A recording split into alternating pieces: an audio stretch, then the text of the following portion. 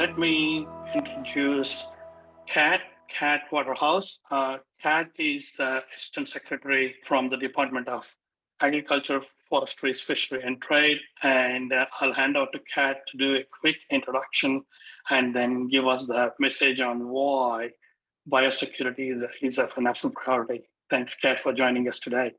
Good afternoon, everyone, and thank you, Ram, for those opening remarks and for the opportunity to share with the NG Tag some information on the National Biosecurity Strategy. Before I begin, I too would like to acknowledge the traditional owners of Ngunnawal country, on which I'm very fortunate to live and work here in Canberra. And more broadly, I would like to acknowledge First Nations people as the traditional owners, custodians, and lawkeepers of the world's oldest living culture, and pay my respects to their elders past, present and emerging. By way of quick introduction, as Ram has said, my name is Kat Waterhouse. I'm the Acting Assistant Secretary of the Biosecurity Response and Reform Branch here in the Australian Government Department of Agriculture, Fisheries and Forestry.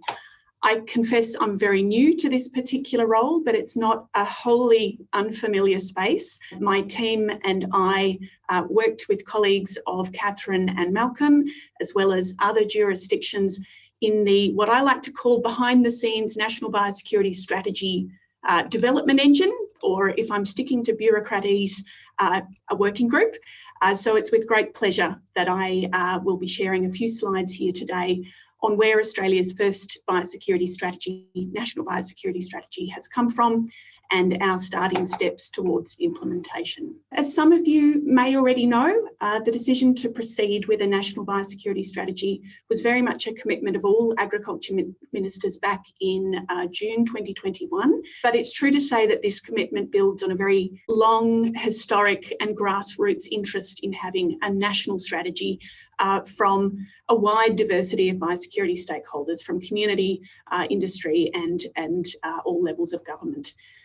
The strategy has been developed through the National Biosecurity Committee and with key biosecurity stakeholders. And I guess for those for whom the National Biosecurity Committee may not be a familiar name, the committee provides advice through agency heads to Australian agriculture ministers on matters of national biosecurity. It's made up of senior biosecurity officers from each Australian jurisdiction.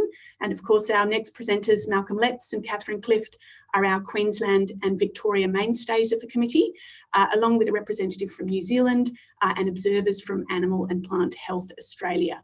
One of the committee's really core objectives is to promote cooperation, coordination, consistency and synergies across and between Australian governments, and it's therefore a very natural fit for NBC to oversee the implementation of Australia's first National Biosecurity Strategy.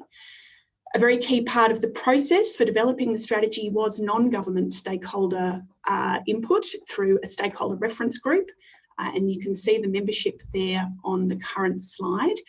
We were very fortunate in having a very generous reference group who provided expert advice, input and guidance throughout the strategy's development.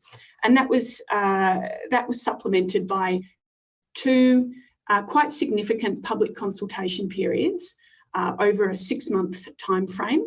And I think I recall correctly that our response count for the first consultation period was well over 200, so some significant interest more broadly. It was in July last year that agriculture ministers endorsed the final version of the strategy, and it was publicly released on the 9th of August by the Minister for Agriculture, Fisheries and Forestry, Senator the Honourable Murray Watt. Really central to the strategy is a shared vision for Australia's national biosecurity system. It confirms a collective desire to move towards strengthening a system that already protects Australia's way of life, connected, resilient and shared. Australia is very fortunate to be in a position where we can and do take biosecurity very seriously, and historically our strong system has supported us in doing exactly that. It might sound a bit cute, but our national system is actually greater than the sum of its individual parts. It's multi-layered, it's interconnected, it involves networks of people, of critical infrastructure and technology, partnerships, processes, regulatory activities and arrangements that function overseas at our border and within Australia, all to protect our national interests. The National Biosecurity Strategy is intended to support this collective vision and purpose and to help guide us towards evolving a system that remains strong in its national characteristics, even though those critical components and parts and responsibilities often, in many cases, sit with individual parties or along partnerships between parties. I think there's sometimes a temptation when one hears national in relation to a system or strategy to assume it's a Lord of the Rings approach, one strategy to bind them all. In no way does this strategy seek to replace or displace existing jurisdictional, industry and non-government strategies. They are very much at the core of the national approach. What the national strategy does do is provide a strategic direction and roadmap for all parties over the next 10 years. So we have there a collective national vision for all stakeholders with clear objectives and outcomes designed to help prioritise practical future efforts to strengthen the national biosecurity system and, as I've already flagged, building from existing strategies and action plans. So what is it that we're looking to achieve through the National Biosecurity Strategy? This is Australia's first National Biosecurity Strategy. So we're looking for it to create a strategic roadmap for the national system over the next 10 years.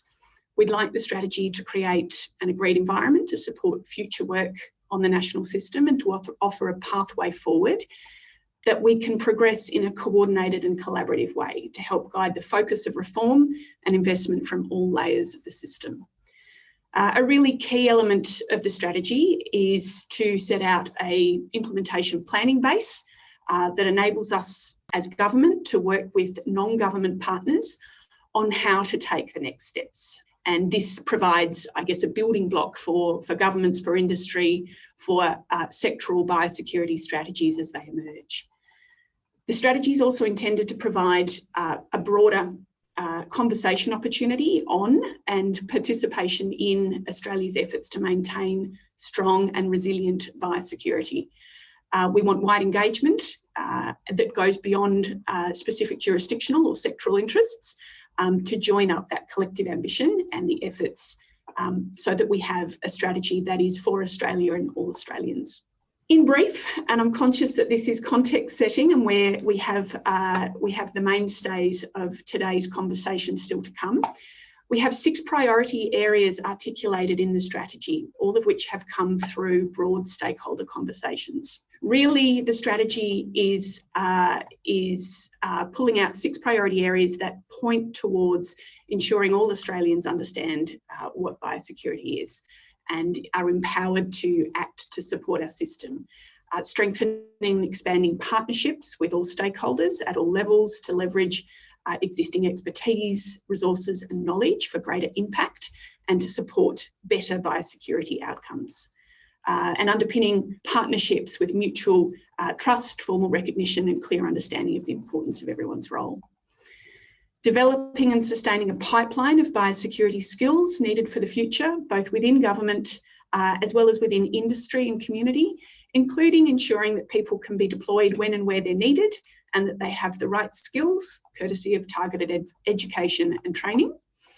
Enhancing our preparedness through improved coordination, regional planning, increased collaboration and faster information and data sharing to support system resilience and adaptability.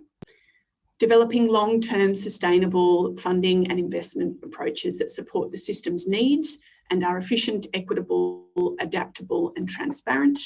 Creating a more connected and efficient system in which we better leverage current emerging technology, research and data to facilitate more timely, informed and risk-based decision-making. And these priorities really are guidance for our efforts so that we have the greatest impact and remain on track as we move towards implementation planning. Just before I jump quickly to implementation, I did want to note that the strategy sets out a layer of detail underpinning each of those 6 priority areas time probably doesn't permit me to delve into it in too much detail here, but I did want to flag for those who may not have yet had a chance to have a look at the strategy that sitting under that fourth priority area of coordinated preparedness and response is a very clear indication of the value of strengthening traceability arrangements.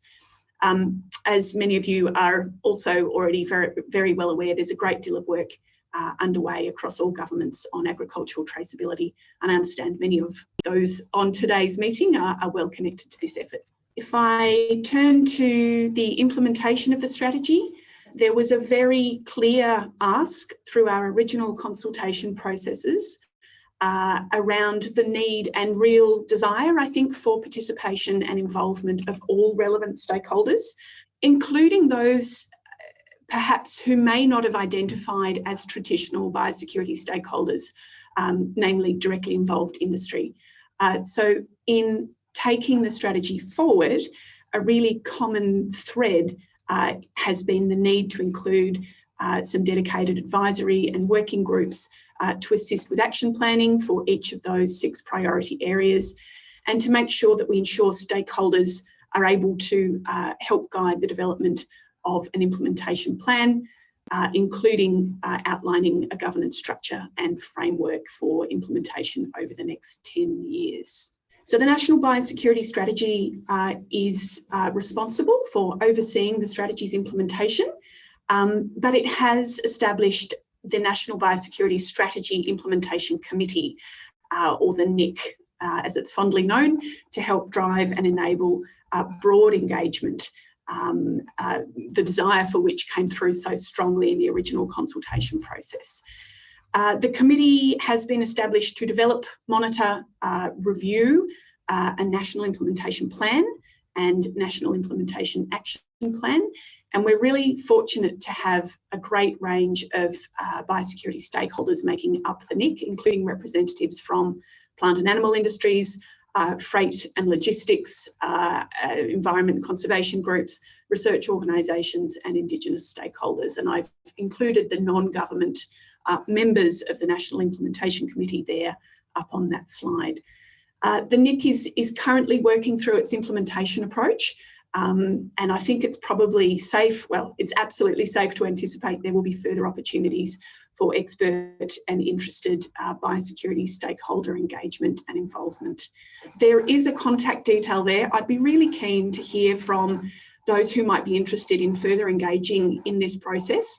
And of course, brief plug, if I may, Ram, if you haven't already had a chance to have a look at the National Biosecurity Strategy, it's available on the department's website. So I might see if we can drop a link into the chat line as we go.